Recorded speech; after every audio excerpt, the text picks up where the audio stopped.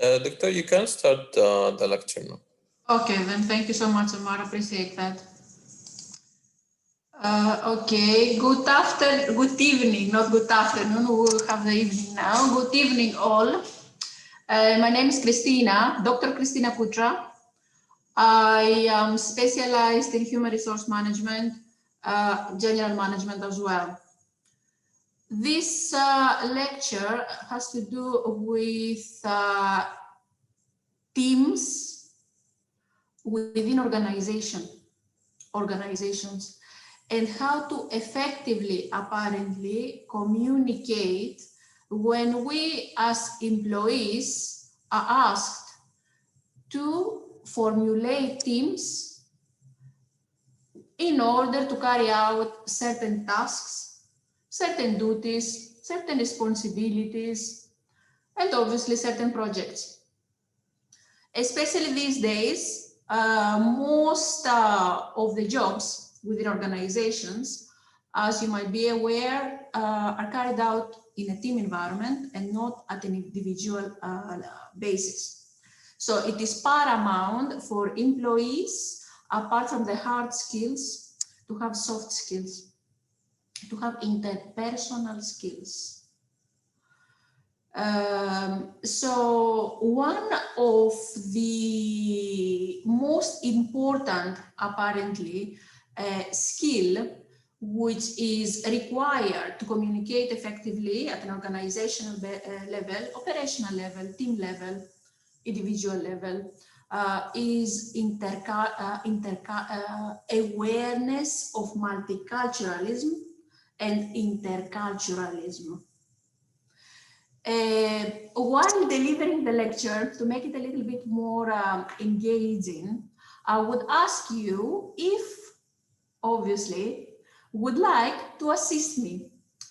I will be asking some questions, and then if you want to answer some question, please either voice it or write it on the question and answer box. Okay? All right then. So the questions that I have over here for you are, what is multicultural for you? Anybody would like to give me an idea of what is multicultural? Anything that it comes to mind. It doesn't have to be academically correct or not. Whatever you might be thinking, what is multicultural? Whenever you are thinking about multicultural, what it comes to mind? Anybody? Anybody at all?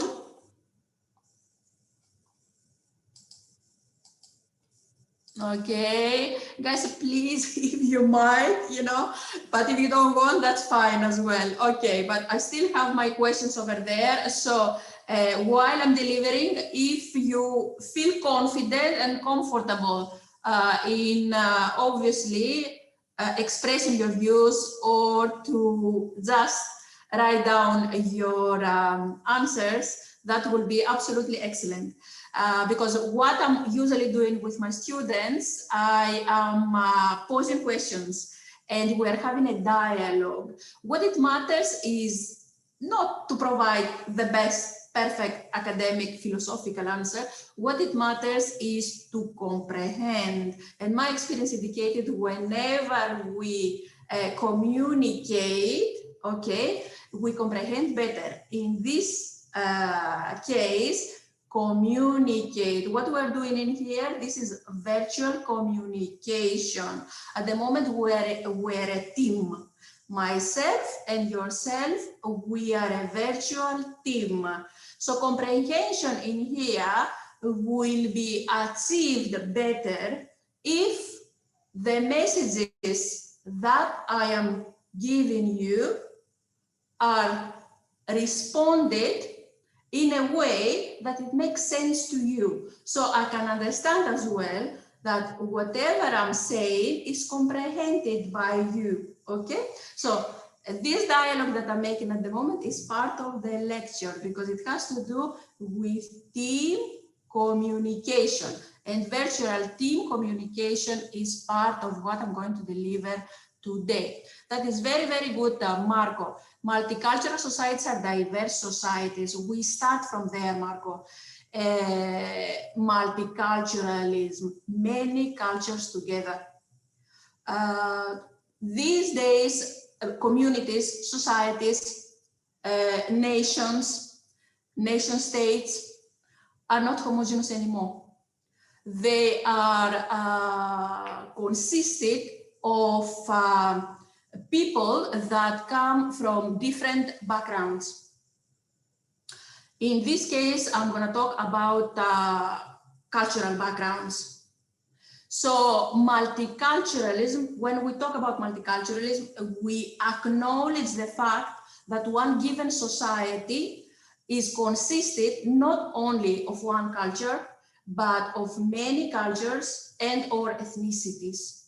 Like over here in Abu Dhabi, there are many, many cultures. So Abu Dhabi is a multicultural society. Now, since we have established that one, what is intercultural now? What is intercultural? Can somebody tell me, do you think that intercultural is kind of similar with multicultural, or is any difference there? What is intercultural now?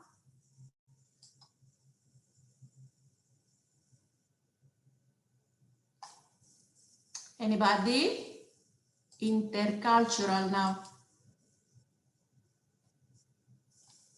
Intercultural. Marco, would you like to give us your brief view, since you have volunteered nicely before? So multicultural, as we said, is one nation, one society, one community, consisted of more than one ethnicities, one of more cultures. Thank you so much, Marco. Intercultural is a relationship between two or more cultures. Absolutely brilliant, Marco. This is exactly what it is, because, you know, it is one thing that one community is consisted of many cultures, but is another thing altogether for these different cultures, for these different ethnicities to have a communication among one another. Because there are many societies consisted of many cultures. However, these cultures, these ethnicities are not in contact with one another. So if these cultures are not in contact with one another, so the intercultural level is very, very low. Okay? All righty then, thank you so much. Okay. And whenever we have, obviously, intercultural communication, what is that we have? Because we have many cultures. Cultures are consisted of people, and people are different, which means that, and people are different because they come from different backgrounds. They have different languages, they have different knowledge, different educational background, among others. So the ideas and the way that they perceive reality is different as well. So because of that, the way that they communicate is different, okay? The way that they depict their ideas, the way that they depict their knowledge is different, okay? So intercultural communications is focusing on mutual exchange of ideas now, which is based on cultural norms. And as an effect, we have development of deep relationships. So for interculturalism to consist, we need to have communication between or among cultures. Communication now. What is a communication, guys? Communication is a mechanism. Is the way that we as human beings, as people, transfer knowledge, transfer ideas, transfer mindset, transfer idiocracies to other people. In a team environment, this is exactly what we are trying to do, to transfer our knowledge. We are trying to provide information to set certain direction. We try to understand one another. And in order to understand one another, and in order to understand why we have formulated this theme, what do? We ask questions. By asking questions, we establish why the theme has been formulated, what is the main goal, and what are the objectives to be achieved, and how are we going to be to achieve them, okay? And accordingly to take decisions which apparently are gonna assist us to solve the project. However, the questions, whenever we ask these questions, we have to take into consideration, whenever we're in a multicultural environment, we have to take into consideration the people that they are part of our team. Like, I don't know how many nationalities at the moment you are consisted of, guys. So at the moment we are a team, okay? Sorry, Dr. Christina. Yes. Dr. Christina, if you can click on the chat box, they are interacting, the participants, they are interacting on the chat box, not on the Yes, they have two questions by Marco, and I have already answered them. Yeah, not only by Marco, there's the other one on the Q, not on the Q&A, on the chat box, next to the Q&A. Next to the Q&A, there is a new share, and then there is a pause, annotate. Where is that? There is a chat. I mean, there is a chat. There is participant, there is a Q&A, then there is a chat. I cannot see the chat box. On the control panel, I mean, of the Zoom. I cannot see that. On the remote control, I mean, you know, like I have like more. Yeah, on the remote control, next to, there is a mic, then start video, then participant. And next to the participant, there is a Q&A, then there is the chat. I don't have that. I have new share, and then I have pause and share. So I would like to request all the attendees to leave their question on the Q&A, not on the chat. So yes, I don't have the chat. you can see. I don't have the chat. Okay. So if you have any question, just leave it on the Q&A. Yes, please leave it on the Q&A. Lourdes, if kindly you have a question or you would like to elaborate on something, please either voice your question or write it down, because guys don't see the chats, okay? Okay, thank you, Doctor. Okay then. All right then. So guys, those who have put something on the chat, please insert it on the question and answer. Okay then, so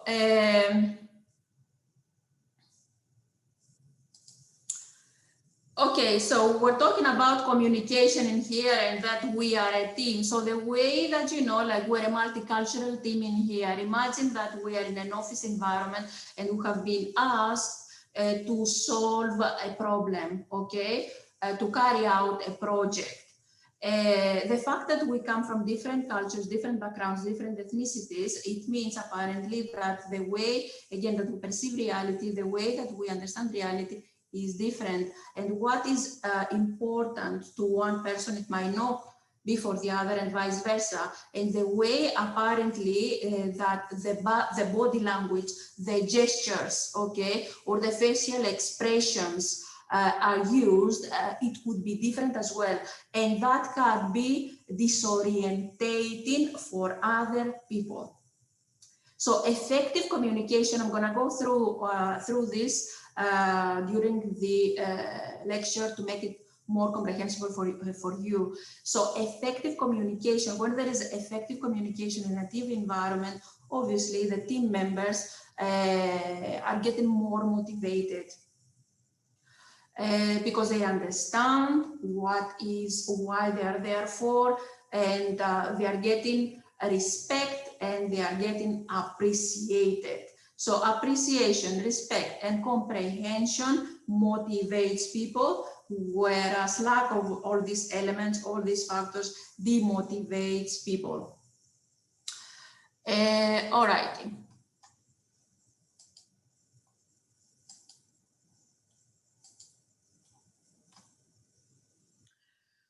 So intercultural communication is required for every single professional. It doesn't really matter what you do. If you're the CEO of the company, if you're a lawyer, if you're a clerk, if you're a school teacher, if you're a cleaner, it doesn't really matter what you do.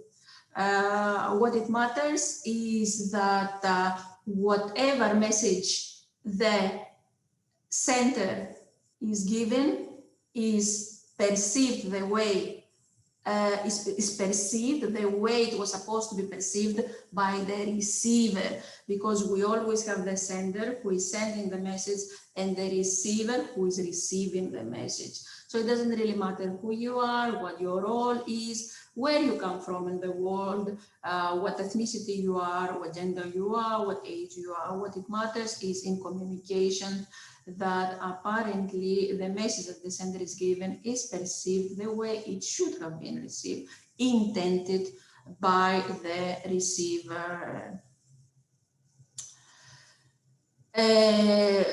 In order to do that, obviously, you as yourself, you have to be aware of who you are, where you are, what is the message that you want to convey, okay, and how you want to convey it, and how your behavior and how the words that you are choosing are gonna be perceived. Because as we said, some nations, they're using some gestures, some expressions that are not apparently universal. Let's say the Americans, whenever they are nodding their heads up and down like that, it means that they agree, okay? Whenever they are turning their head sideways, it means that they don't agree. Indians, however, are a different, in India, it's a different case scenario. The fact that they nod their head, it doesn't really mean that they agree or disagree. It means they are engaged in the conversation with the other person. So nodding the head for Indian people, it means that they are engaged, according to literature again. Unless we have like an Indian person over there and can give us more information on that. So according to literature, when Indian people are nodding their head, it means that they're engaged and they're kind of denoting their respect to the person that is speaking. It doesn't mean that they agree, it doesn't mean that they disagree, which for an American person, it would be totally perceived in the wrong way. Probably an American is asking a question, the Indian person is nodding the head, and the American person might be thinking that the Indian person either agree or disagree, and that would create a havoc, miscommunication basically. So whenever we're in a team environment again, and whenever we communicate with people from other environments, it is a very good idea to search a little bit about the content, the cultural content of the country that they come from, because every single culture is associated and is linked with certain apparently gestures, certain kind of facial expressions as well, and then different words, the semantics, the way that we interpret words in one culture might be different to the way that these words are interpreted in other culture. Let's say Americans again, according to research, confrontation for Americans, it means that apparently we're going to get involved in a fight. Yeah, so someone's going to get bruised in here.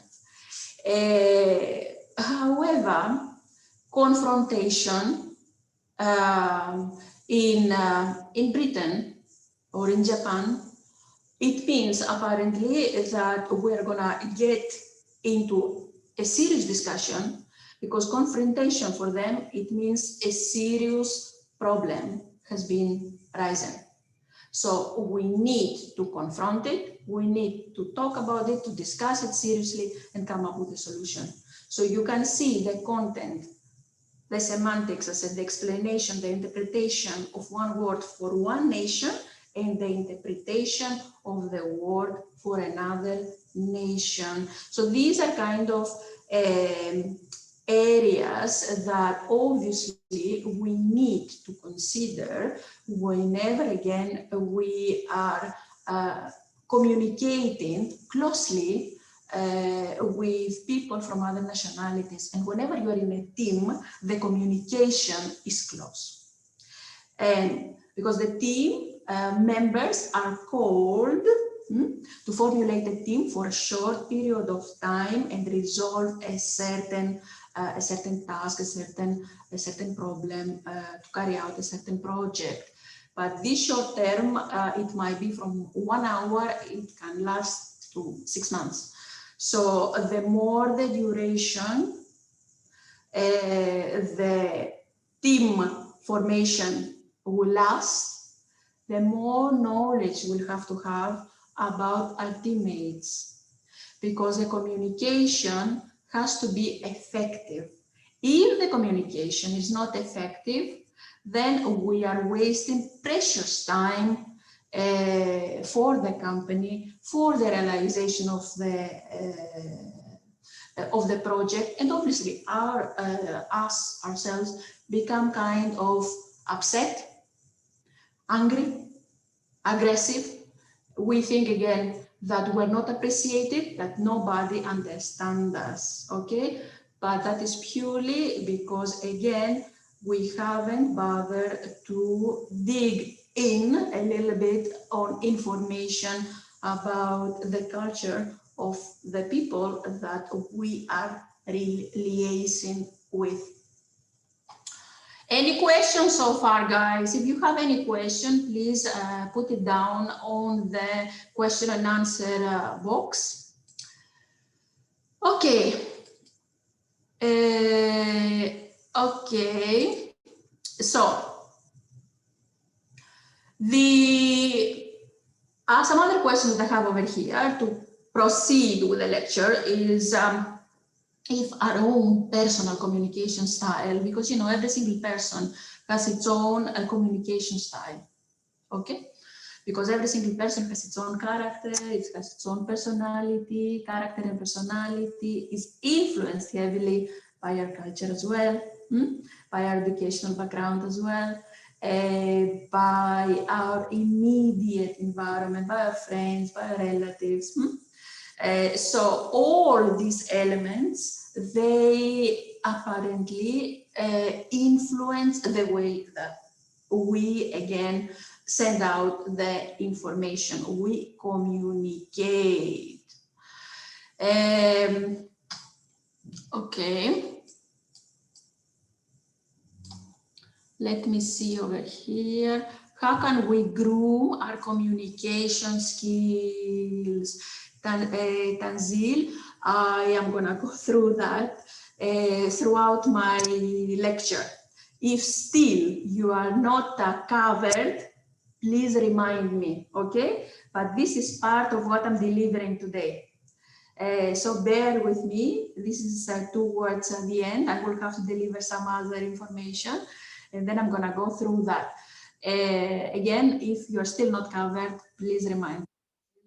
I'll appreciate that. That is what I'm here for, to answer any kind of questions that you might have. All right then, so personal communication, Tanzil also says, is very important. Exactly, my darling. It defines your personality. It shows who you are as a person. You see that some people are like very diplomatic, we say. They're very tactile. They're very flexible. They're very easygoing. Okay? No matter what happens, they're always in control. And they're always they're very easy to interact with other people. They're especially like in teams. They start easily a dialogue. They give easily information. Whereas you have other people, and these people they're kind of, if you want it, more extrovert. If you want to use the words like extrovert and introvert. But the extrovert people can be aggressive as well, yeah? So, but usually the extrovert people, they are more communicative than the introvert. So I wouldn't really like to go into it. It's just that, you know, like the extrovert, just take it as it is, because it's a long conversation altogether about that. The extrovert are more communicative than the introvert. And the extrovert, they want to have like many friends, and then the introvert, they're content with themselves and one or two people around them. But anyway, to go back like to what I was saying before, yes, personality again, and then some people you can sit and Zil and everybody, that some people, you know, like they're very aggressive, no matter what, even if you praise them, the way that they will perceive it, it will be like in a negative kind of way. So these are kind of difficult people to deal with. And then again, I'm going to talk about that later on. And if you're still not content, please ask the question so I can elaborate, because I have to finish off the lecture first. Thank you so much, Tanzil, for interacting. Please, guys, feel free to interact. It's always better, you know, like to interact rather than me only passively delivering the lecture. Okay. We have two ways of communication. One is the formal communication, and the other one is informal communication. The formal communication usually is written, usually, because it can be orally conveyed as well. It has to do with written documents that a company has in forms of standards, policies, guidelines, and distributes around within the company in order for people to be aware of how the strategy is implemented, on what we stand for, what are values, what are the beliefs of the company, what are our mission, what our vision, how we're going to achieve our strategy, what are the expected behaviors within the company. All these written documents are part of the structure of the company, and the structure of the company is one part of the organizational culture, whereas the other one is the intangible element, is the values, okay, and the beliefs. So the informal now communication. The informal communication, as we said, is not directly linked to the formal line of the company. However, even though it is not formally linked to the formal line of the company, is more effective than the formal one. It is more effective because people, when they communicate at an informal basis, usually outside working hours, outside to work, or at work, however, not at the formal meeting level, they're more relaxed. The more relaxed they are, the more creative they become. More ideas they come to them, the more they brainstorm because the brain is not limited by certain standards. They are able, because they relax, to think outside the box. And because they think outside the box, they are able to provide solutions quicker and more effectively. So the informal communication within companies and within teams is considered to be more effective than the formal ones. We have a little question over here. No, we don't. Okay. Okay, so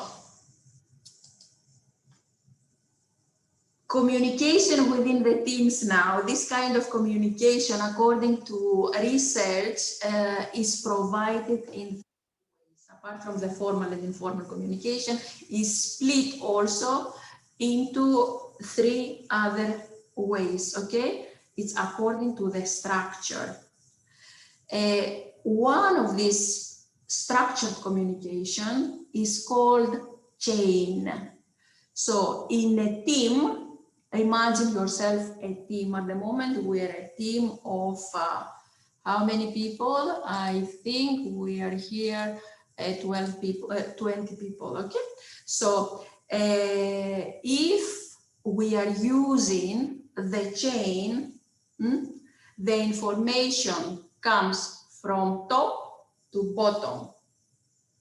So at the moment, we are using the chain because I am at the top and I am delivering the information at all levels.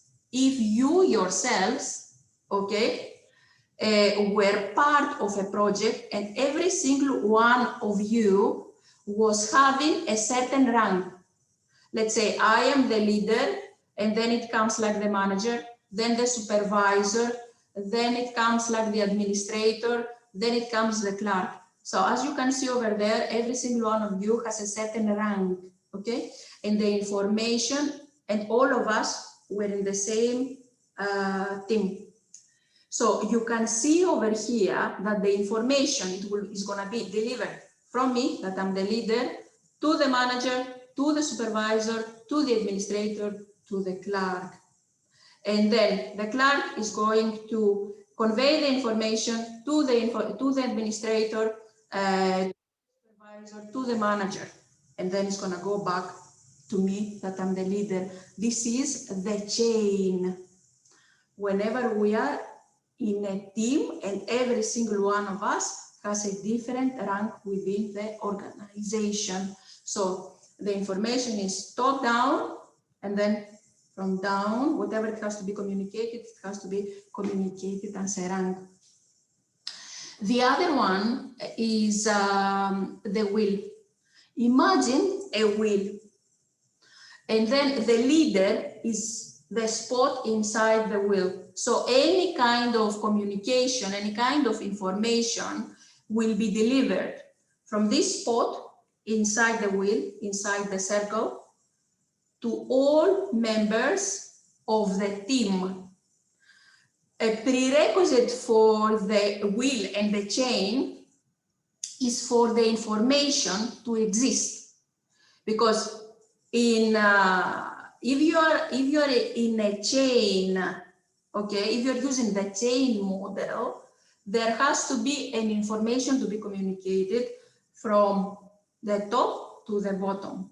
If you're using the wheel model, there has to be an information to be communicated from the person who's inside the circle, inside the wheel, to other people who are part of the wheel. The last model of communication within a team environment is called all-channel structure. In this one, leadership is not kind of clear. Everybody has an equal role. The information flows freely in all members. Like if all of you at the moment were asking questions, were discussing whatever I am questions I'm posing you, we're having a dialogue, we are debating. That would be an all-channel structured communication, where all members of the team are equal participants. So the role of the leader, the meaning is in there.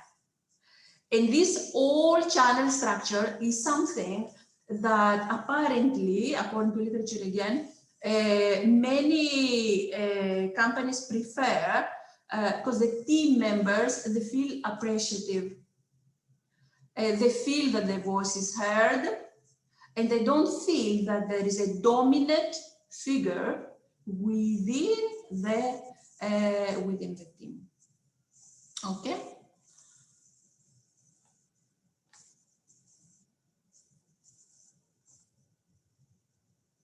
Okay, so if we have any questions so far, please ask me. You don't want to ask now, then keep your little question for the end. The next question, it's about high cultures, high content cultures, and low content cultures.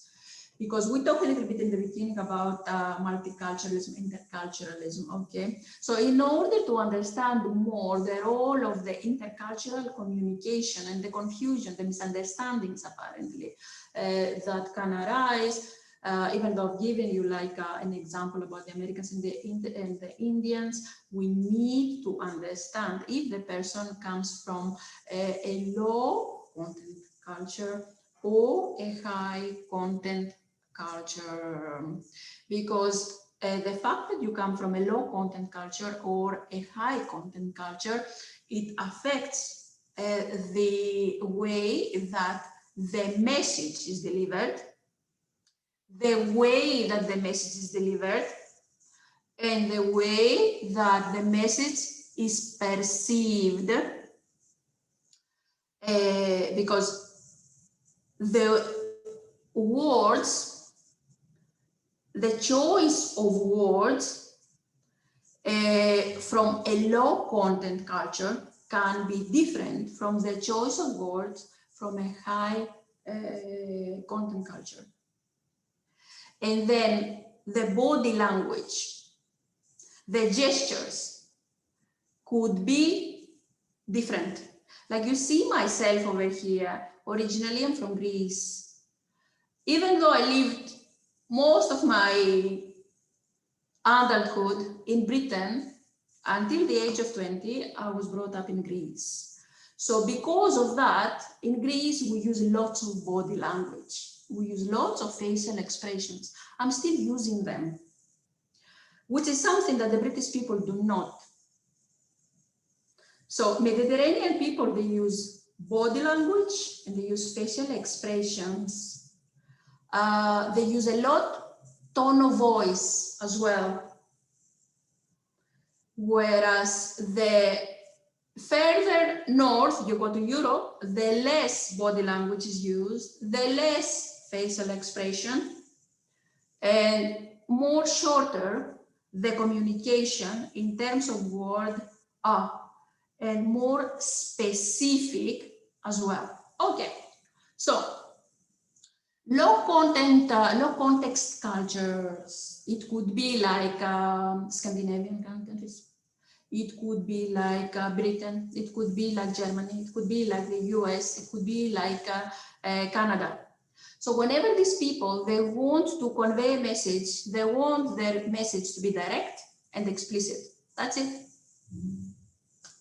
Without any implicit meaning to be hanging out there.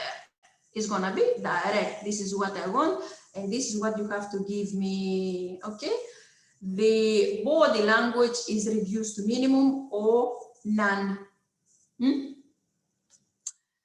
In high context, and obviously the low content context cultures, they are more individualistic, okay?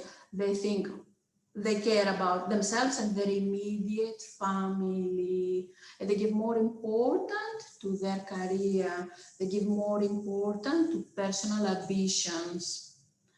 The high context now cultures, they give more importance to community, they give more importance to people, not only as a nuclear family, but extended family. They give importance to relations a lot. So the high context cultures are collectivistic as well. Like China, for example, Russia and Mexico, they are collectivistic and high context cultures. Let me see the question here. Marco said, is there a preferred way of communication in academia, or does it depend on circumstances and conditions? Marco, in the academia, we are free agents. So the content that we deliver is specific, because obviously everybody in the university has to comply with certain global standards, especially like the school, the business school is accredited by the most prestigious accreditations agencies in the world. So because of that, we have to comply with certain guidelines, with certain policies, with certain standards. However, the way that I'm delivering myself and the rest of the instructors, the way that we deliver the lectures, it depends entirely on us. Because as Tanzil over here said, it depends on your personality. It depends on your personality. So the way, and then the personality again is highly influenced of who you are as a person, and culture again, to go back to link to the culture, has a big influence on the way that we deliver lectures. So as I said, myself, I'm highly influenced by two cultures, Greece and Britain, because I lived half of my life in Greece, half of my life in Britain. So the way that I work and I deliver my lectures is highly influenced by these two countries.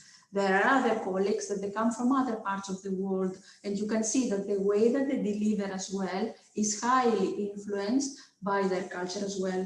Obviously, every single one of us are adapting and adjusting to the local conditions, national conditions and circumstances, okay? Because you always have to be culturally sensitive, you have to be culturally aware. Because obviously the last thing that every single one of us that I want to avoid is to offend somebody and obviously get misunderstood. So in order not to be misunderstood, you have to be aware of where you are, who you are, and how do you have to adapt and adjust your behavior accordingly. How do we define written and oral communication? As we said before, Tanzil, I'm just going to recap in here. The written communication is anything which is formal, like the policies, the standards, these, the processes, the strategy, okay, of the organization, your performance appraisal as well.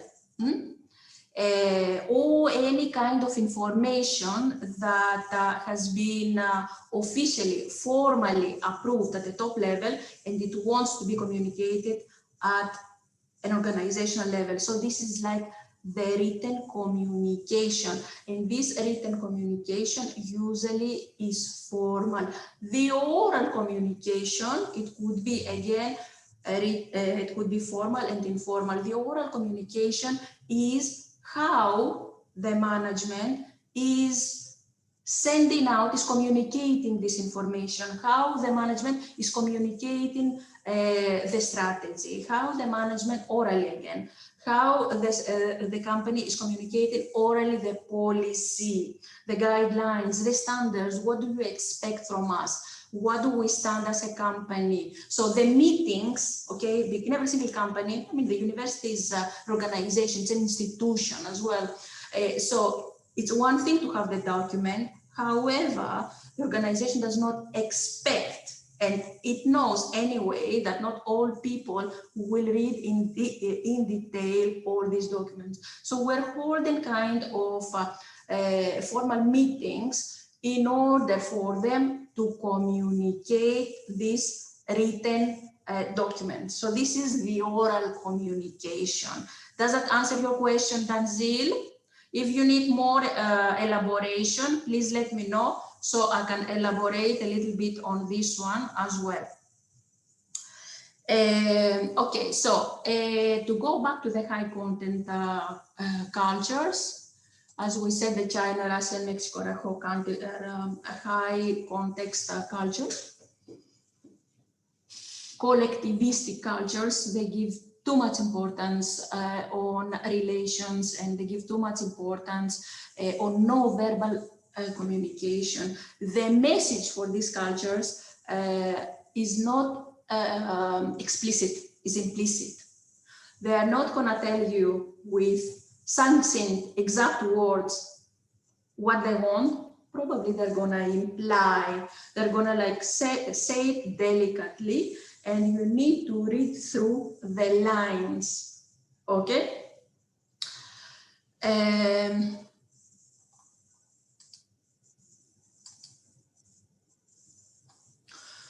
So for the high content cultures, the communication is an art because they believe in oral communication a lot. They believe in interpersonal relations a lot. And they want to enhance, establish and enhance these oral communications by talking, okay? And by engaging with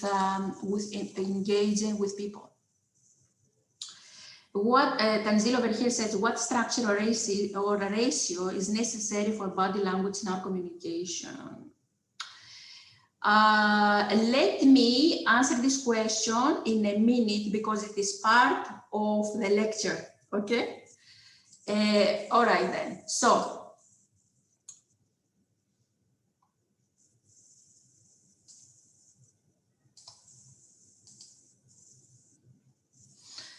culture as mirror images. What does it mean? It means that no matter where we come from, they are all cultures, they are sharing some values, common values, and they are sharing some common conceptions as well. So, and they have some common conceptions, okay?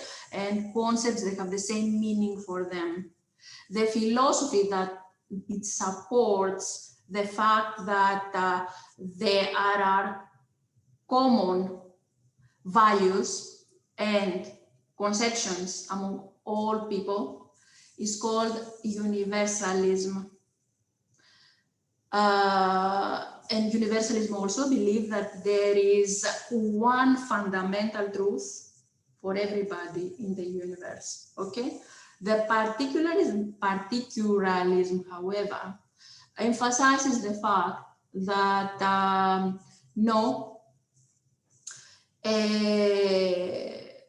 not all people perceive, there is not one fundamental truth, and not all people perceive reality the same, and there is always apparently exception to the rule.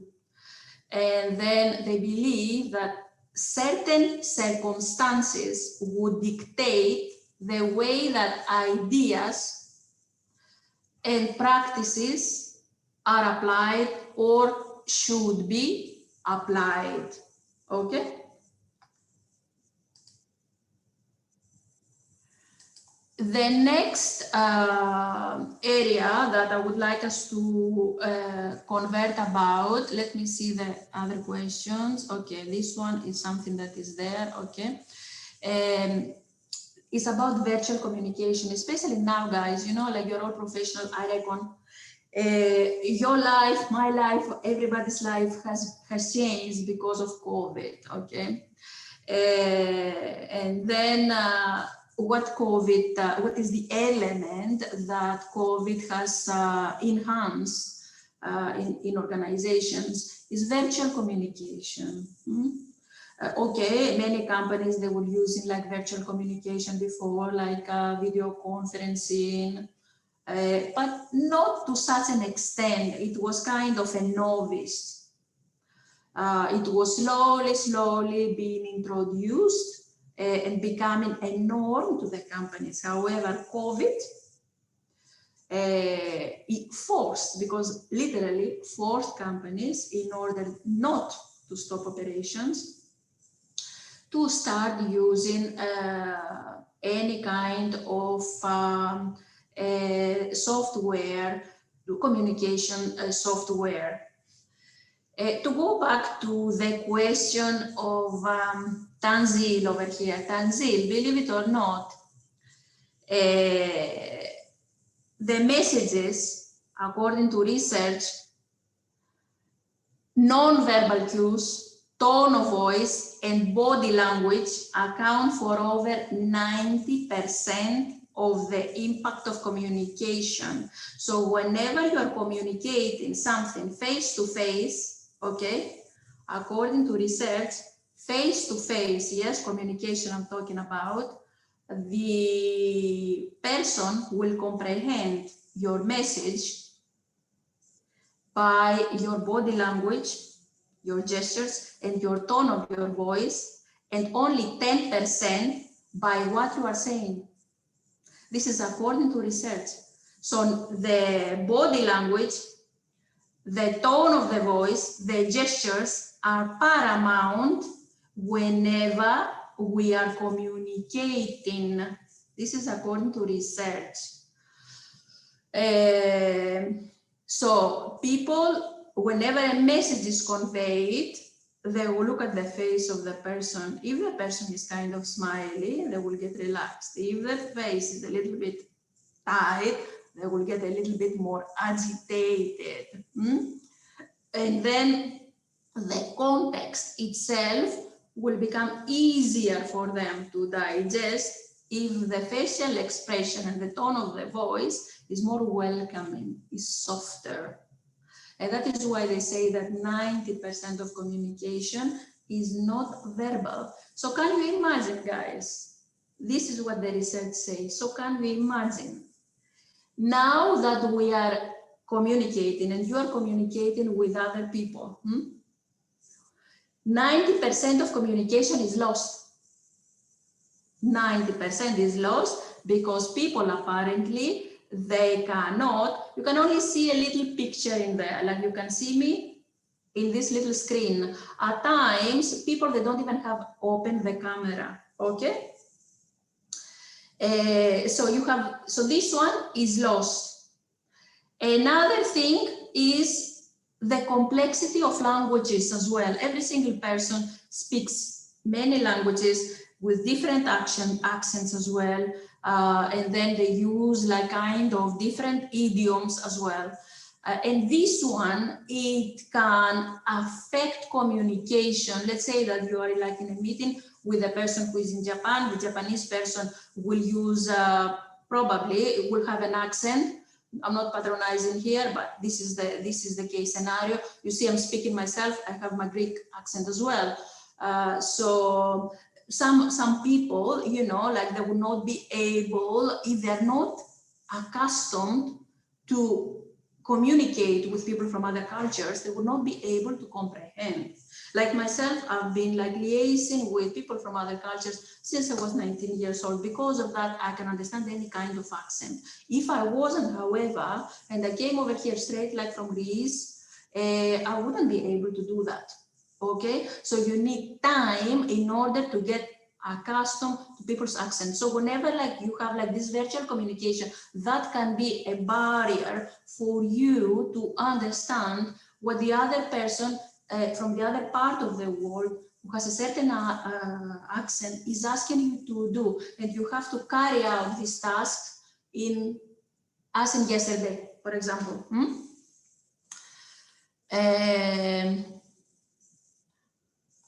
Now we are going to talk, and one of the questions was about that, you know, like how to become effective communicators. In order to become effective communicators, what we have to do, we have to be, guys, open-minded. We have to think outside the little box of us.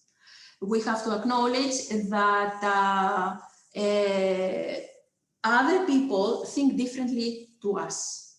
Other people behave differently to us. Okay, we start from there. And the fact that one person has a certain idea which contradicts our own idea, it doesn't really mean that this idea is a wrong idea. This idea has its own value on its own right. So what we have to do is to brainstorm as a team, take all the ideas, no matter how contradictory, conflicting they are with one another, and then try to make sense out of them, and then link them to the task that we have been assigned to do. Because open-mindedness is linked to creativity, is linked to innovativeness. And you know, like we have to be active listeners. I'm going to talk about active listening in a minute as well. And as I said, you know, like we have to listen our instincts, we have to listen our heart as well. Because no matter how objective we have to be in a certain task, we cannot be 100% objective because we are subjects. And the subjective element of us is always going to be on the objective outcome. Let me have a look on the question. Let me finish first a little bit, guys, and then I will go back to your questions because, you know, like the time is a little bit limited in this regard. Self-awareness. When you are open-minded, I mean, all these elements, they're interrelated, interconnected. When you are open-minded, obviously, you are self-aware, okay? You know who you are. You know what are your belief system, what is your belief system, and you know how you behave, and you know the way that apparently think and the way that you behave affects other people around you.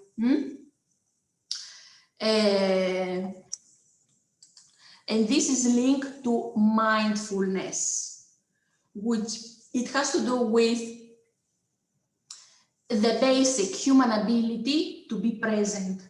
I am present. What does it mean that I'm present? I know where I am, the setting where I am. I'm in that company. I am in that department. I am a member of this team. This is the project that I was called to contribute to. And because I am a member of this team, if I'm self-aware and mindful, okay, I adjust my behavior in order to take into consideration the people that are part of this team as well. Because obviously I recognize that the contribution of every single one of us is important for carrying out what we were called to carry out. If me myself was enough, I wouldn't be called to be a member of a team. I would have been asked to do it individually. So being mindful, it means that I am fully aware of where I am.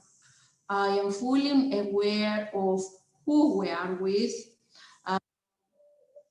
And because I am fully aware of that, I am not overreacting and I'm not overwhelmed, because really I don't want to put in a difficult position the people that they are in the same team with me.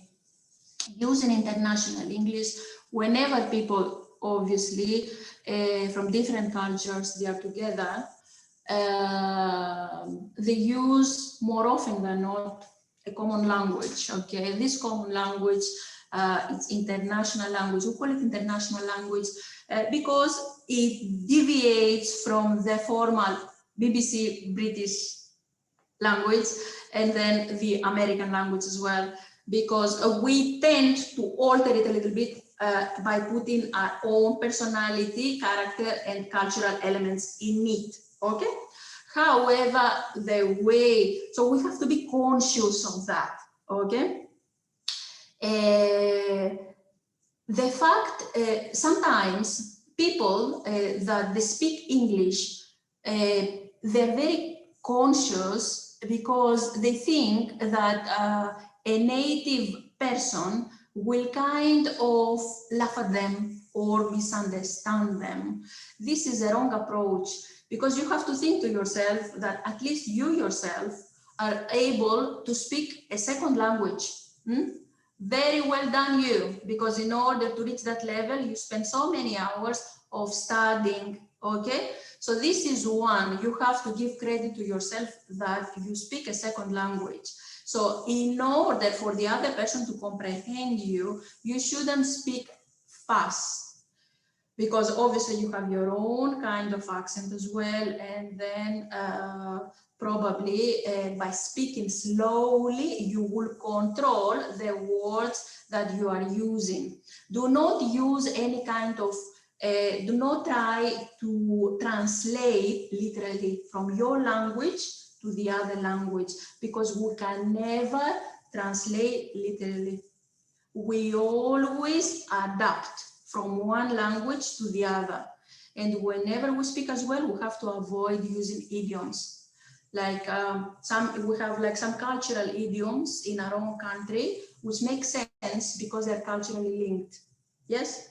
So in another language, however, these cultural idioms might not make sense whatsoever. So whenever we speak the international English again, we should avoid using idioms. We should avoid using expressions that we don't understand. We should speak slowly. We should use structured, simple, and straightforward sentences. And obviously, for all that, paramount is that we listen, guys. Many people, to your experience as well, and I'm sure that you might understand me here, sometimes you are speaking and then people, they are not listening to you in order to comprehend.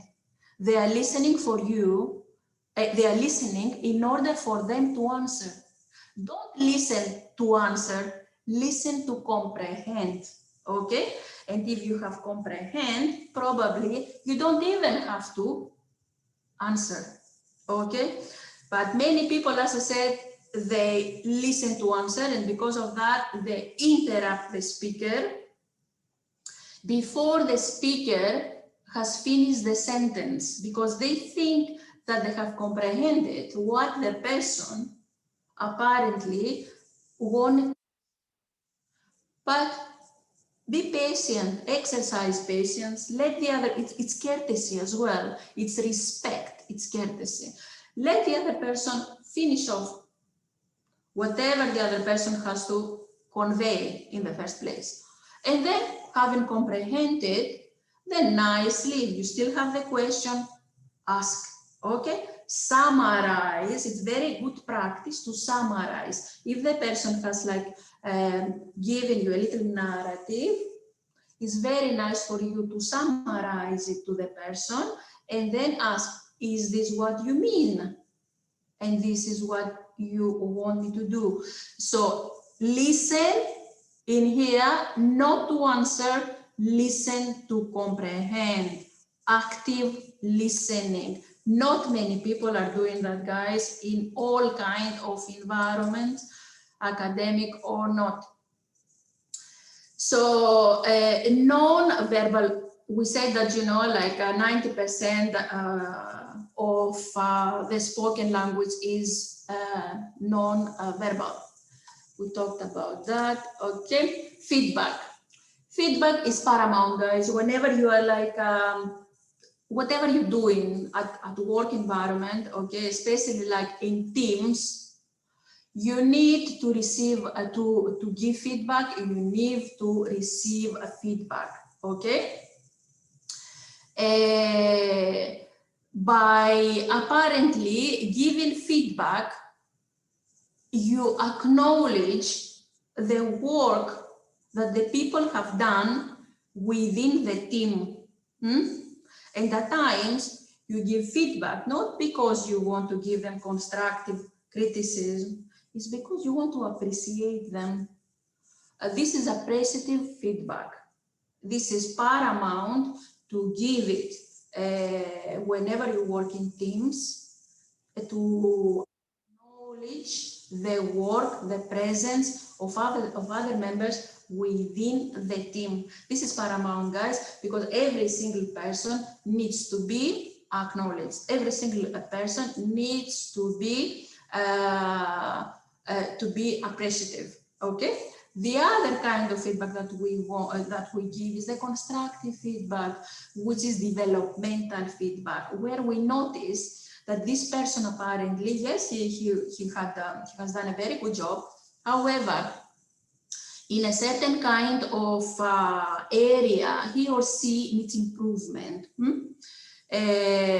So you give the feedback in order for the person to improve or enhance this behavior. This kind of feedback is called developmental feedback.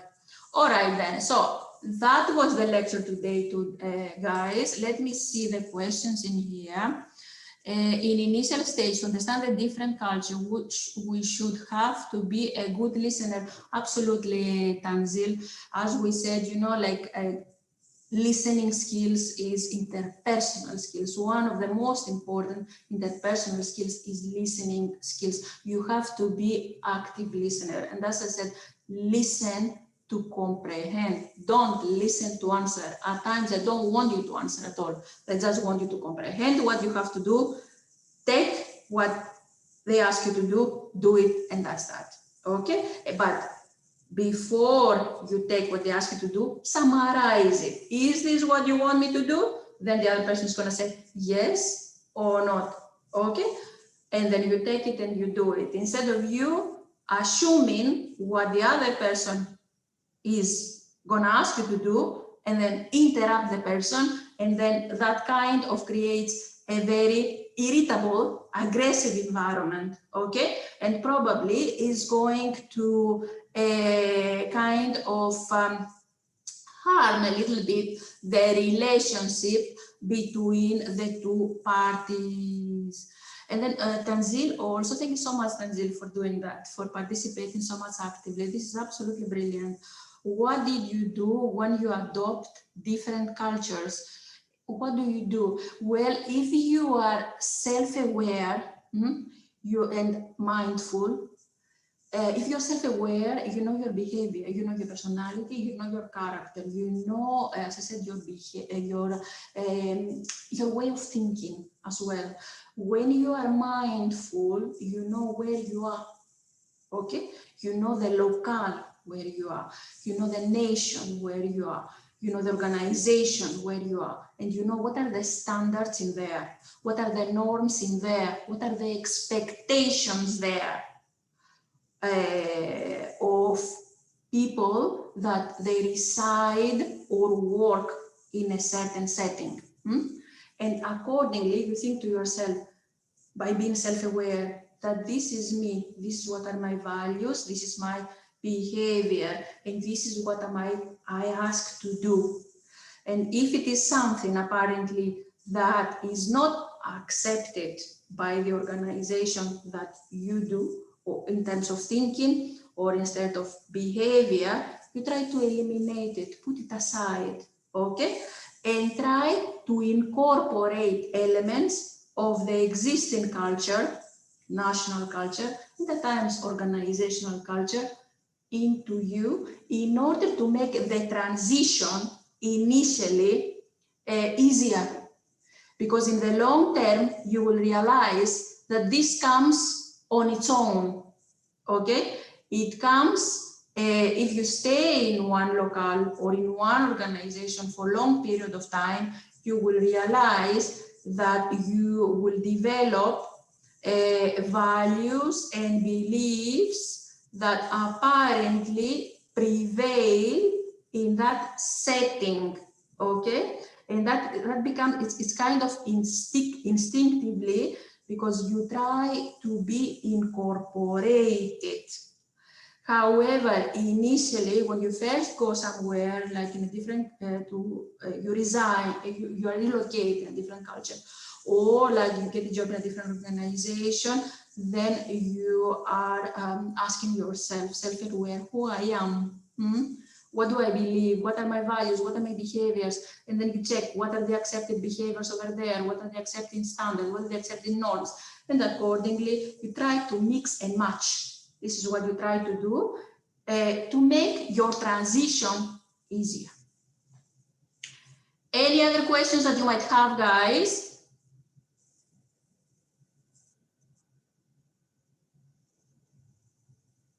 Any questions? Eye-to-eye contact in, oh, absolutely, Tanzil. And that depends again. I said absolutely because, you know, like I'm European. So because of that, you know, in my part of the world, you absolutely, definitely, you need to look the person in the eye. If you don't look the person in the eye, this is disrespect. In other cultures, however, looking the person in the eye, it can be perceived as kind of offensive. So for this one, I will again, if you are sent somewhere, I would like you to do some cultural investigation on the internet on what is the norm over there. Is eye-to-eye communication acceptable there or not? Because you see me automatically, because all of us are societally conditioned. My conditioning is European. In Europe, you have to look the person in the eye. If you don't do that, it's disrespect. Nobody wants to know you. It's offensive, okay? But then again, I read in many cultures, if you look people in the eye, this is disrespect, and you should lower your eyes when you are addressing people. So over here, Tanzil, yes, if you like send somewhere in the world, or like, for example, you are liaising over here with people from other cultures, do your little research, because every single country has its own kind of expectations, has its own code of conduct. Anybody else, guys?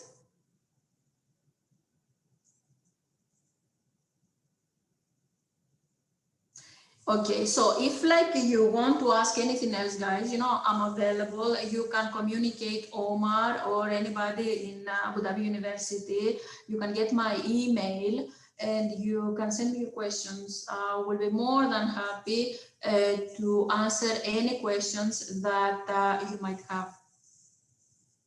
Thank you ever so much for giving me your precious time and listen to me. I wish you all a pleasant evening. Bye-bye.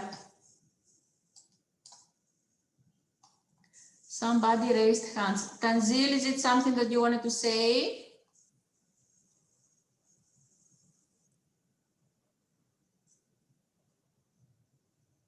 Okay, I cannot see.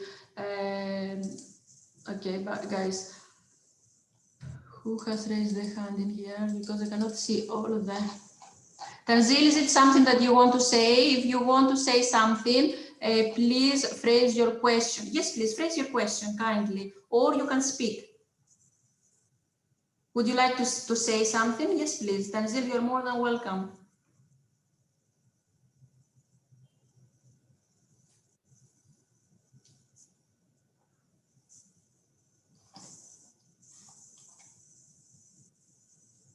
Okay, no question. Because I don't have any questions, obviously.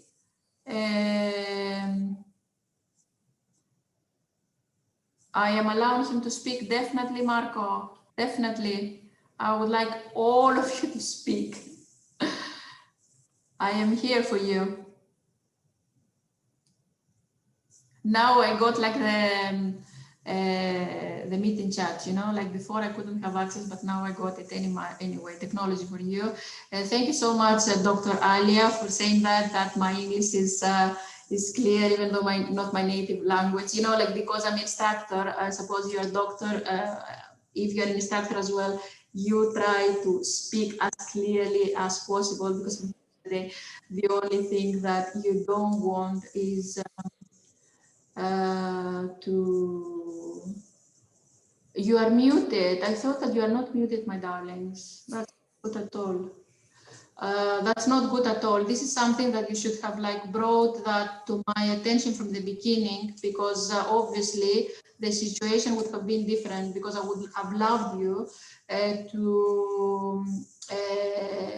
to speak. I'm absolutely certain that you have, because all of you are professionals, and you would have like great knowledge to contribute, and all of us would have benefit. And this is something that I encourage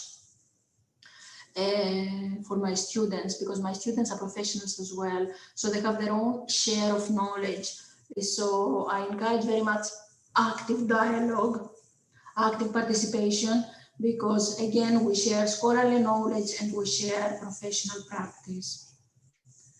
Next time, Tanzil, please send a message to Omar, okay? Send a message to Omar and ask him not to mute, to unmute, okay? Because I don't have access to that, because it's Omar who has initiated that. So please, I'm pointing the finger to Omar now, but honestly, I don't have access to that, okay? So next time, you know, from the beginning, no matter what lecture you are attending, if you notice that the button is muted, raise your little hand, raise the question and say that, you know, I want us to be unmuted, because I remember last time that I presented, the presentation was not muted, and then people like yourselves were able to contribute, and it was more fun, because, you know, it wasn't only me, it was like all of us that were like delivering together. So next time, please guys, send a little message that you require next lecture to be unmuted. Exactly, Marco. And I thought that the mic was unmuted, but apparently is not. So I don't have like access to that. I haven't initiated the lecture. Okay, it was Omar who initiated that. I'm just a participant like yourselves. So because I'm a participant as yourselves, I don't have access to that. So next time, anyway, it doesn't matter. You know, we're all learning from our mistakes. We're all learning. And I will have that in mind as well. And I will definitely ask like the administrator to unmute it. But yes, next time you do it as well. I will try to do it myself. But in case that, you know, like you are attending like seminars, because obviously you're going to be attending like more seminars with other instructors, just, you know, from the beginning, just mention that the mic is unmuted.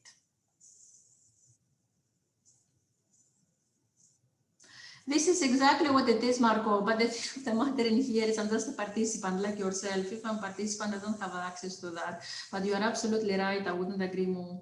So, you know, and that is why from the beginning I asked you, because I thought that you can, you know, like you can voice your opinions, but obviously, yes, probably, Tanzil. And in the university, when I'm delivering lectures, I am not using Zoom, I'm using Teams.